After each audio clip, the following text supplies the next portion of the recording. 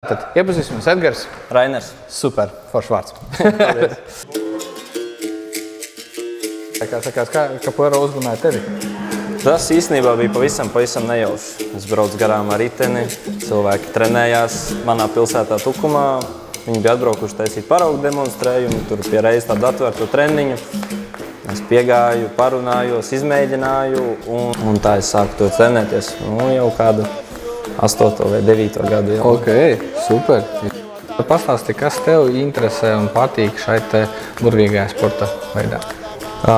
No paša sākuma, protams, un arī līdz šim brīdim ir piesaistījusi tā akrobātiskā puse. Ja, visi salto uz priekšu, atpakaļ, ritentiņi ar rokām, bez rokām un visādi lēcieni.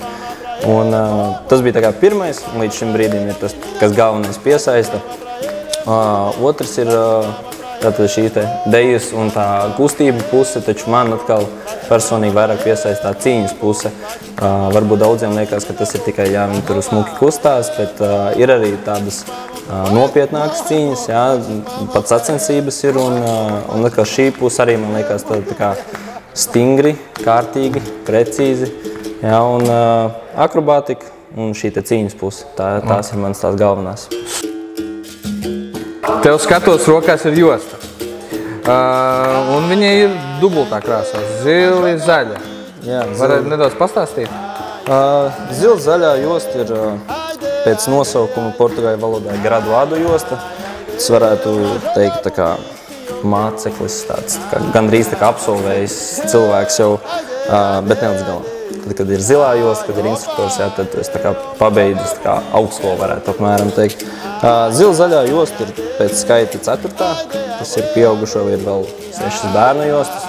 Tas ir priekš bērniem, pieaugušajiem ir mazliet tumšākas, bērniem ir atkal gaišākas, jā, šīs te jostas. Un katru gadu tu nesaņem jaunu jostu, jā, tā kā tev ir jāaug līmenī, jāpierāda sevi.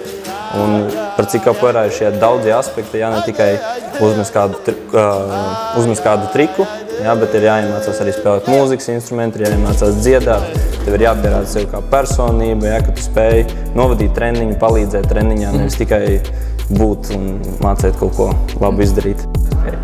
Nāc un izmēģini. Ok, nāc un piedalies kopā ar viņu Tukumā un arī dažreiz Rīgā.